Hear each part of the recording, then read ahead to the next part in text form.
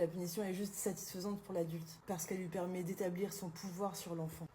Il fait souvent écho à un souci dans l'histoire du parent, de l'époque où il était lui-même enfant. Il n'appelle en rien à comprendre le besoin de chacun. Car ça, au moins, ça permettrait de favoriser l'empathie. Le parent pourra alors accompagner l'enfant, en choisissant ensemble la mise en place de stratégies répondant aux besoins de chacun. L'enfant qui est confronté à l'autorité, son problème, celui qui a conduit au geste puni, n'est ni entendu, ni compris, ni pris en compte. Il peut également s'agir de l'expression d'un besoin non comblé, ou une expression exprimée d'une manière qui ne répond pas à nos besoins de calme ou de sécurité, cris, coups, etc. En revanche, s'impriment dans le cerveau de l'enfant des valeurs et des émotions négatives qui vont affecter durablement, lorsque les punitions sont répétées, son système neuronal. En effet, à chacune de nos expériences, nos neurones réagissent. Des synapses se créent, d'autres se renforcent. De nouvelles connexions se font, d'autres se défont. C'est pour ça qu'on dit que le cerveau est malléable. Le rôle des parents est donc primordial.